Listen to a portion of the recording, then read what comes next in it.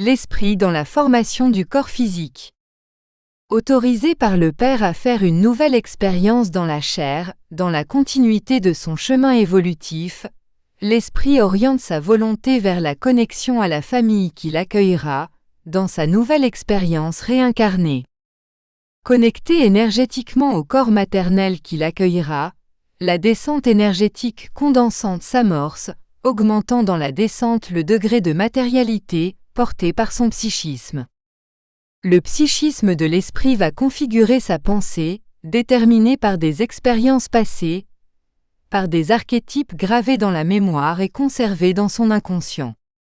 Beaucoup de choses qui se manifesteront plus tard, comme facultés de ce nouvel être, viennent de cet esprit réincarnant, qui était lié à la mère sur un plan périspirituel, pour commander à partir de là, à travers sa psyché, le nouvel être qui se formera.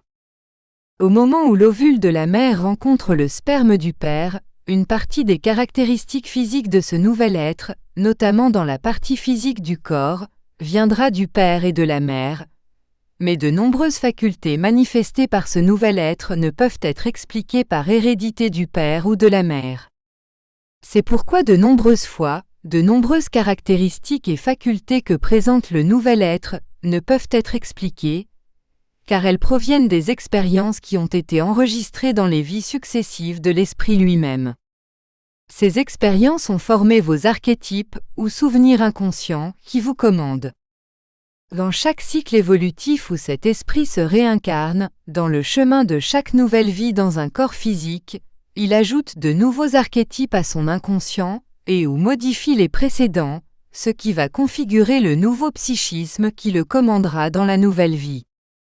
Nous allons essayer d'expliquer maintenant comment l'esprit, en totale maîtrise du nouveau corps physique qui va l'emprisonner, et qui va lui servir pour son évolution cosmique, à travers sa propre psyché, va filtrer, dans les différentes gammes énergétiques de l'espace, ce qui sera matérialisé dans son propre corps. L'essence divine qui formait chaque être spirituel, à la ressemblance du Père lui-même et à sa commande, était modifiée par l'application du libre arbitre et de la volonté de chaque esprit, qui configurait de nouvelles commandes dans sa psyché, modifiant son essence divine et toute trace laissée à son origine par le Père. Le mental de l'être spirituel, par la pensée, sélectionne dans sa descendance les différentes bandes énergétiques qui formeront son périsprit, qui seront le point de connexion au périsprit maternel et qui, dès lors, participeront activement à la formation de le nouvel être. Le périsprit de l'esprit réincarné sera la force organisatrice du nouvel être intégral à naître, dans le monde en question dans lequel cette nouvelle vie émergera. Limiter l'esprit immortel dans un périsprit, dirigé par son psychisme, fera une nouvelle limitation dans le corps spécifique auquel il sera emprisonné pour naître, déterminant en lui tout ce dont il a besoin pour remplir une nouvelle mission évolutive, comme un éternel être dans la moisson du Père. Bénédiction et lumière. Conscience cosmique. Livre 3, La guérison.